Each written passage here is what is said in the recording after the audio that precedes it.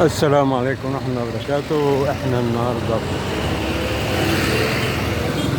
في شارع محمد نجيب تقاطعه مع جمال عبد الناصر. شغالين طبعا في الكوبري اللي هنا.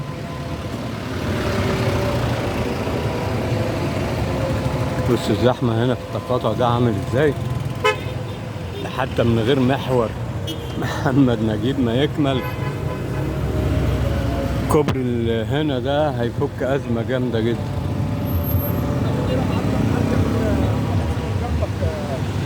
وهقابله بكره ياخد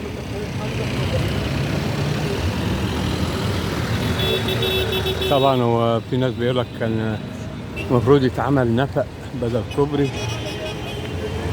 طبعا في حاجات كتير، عوامل كتيرة بتأثر على اتخاذ قرارات زي دي، منها التكلفة. طبعا ممكن يكون النفق تكلفته أعلى كتير من الكوبري، وفي بقى عوامل تانية كتيرة.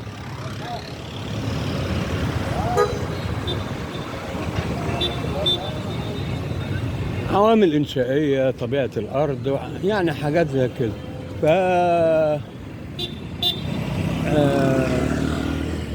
ادي التقاطع وزحمته النهارده، يعني يعتبر خفيف شوية الزحمة.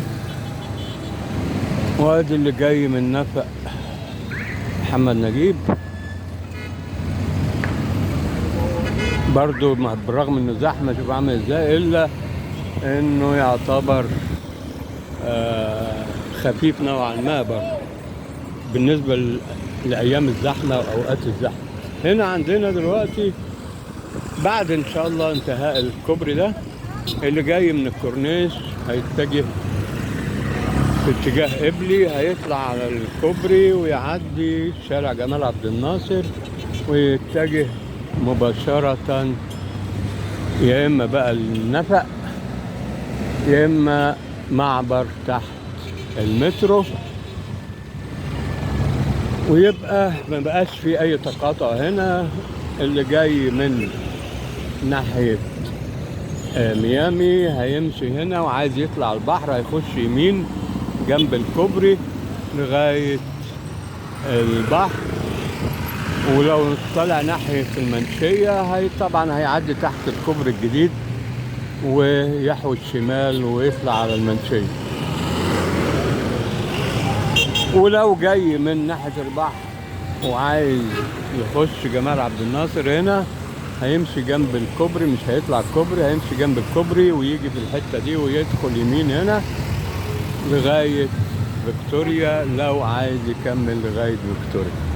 المعنى والتبسيط يعني ان الموضوع هيعمل فرق كبير قوي الكوبري ده.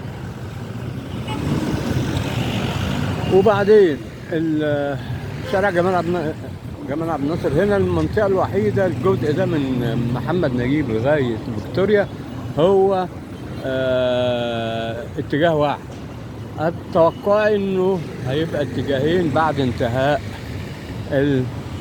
الكوبري هنا، على اساس اللي جاي برضو من فيكتوريا وعايز يستمر على جمال عبد الناصر هيخش من فيكتوريا ويجي لغاية هنا ويكمل. ولو عايز ياخد ملك حبني هيستمر جنب المترو على ملك حبني. وهنا برضو الجزء ده متوقع من جمال عبد الناصر هنا لغاية ملك حبني متوقع هيبقى جزئين، اتجاهين يعني برضو. والجزيرة دي هتتشال اللي احنا واقفين عليها دي. اللي جاي من جمال عبد الناصر او اي حتة في المنطقة هنا وعايز يخش ناحية النفق او عايز يخش في ملك حفني هيجي يعدي عادي جدا، هيكون في اشارة ويعدي عادي جدا. والجزيرة الصغيرة دي هتتظبط اكيد، يعني فيها هيبقى فيه اعادة تخطيط للوضع. هنتابعه مع حضراتكم اللي بيحصل اول باول باذن الله. فلا تنسونا بالمتابعة والاشتراك واللايك عشان يجيلكم كل جديد بإذن الله على قناتكم، قناة اسكندرية مع ماجد المصري. والسلام عليكم ورحمة الله وبركاته.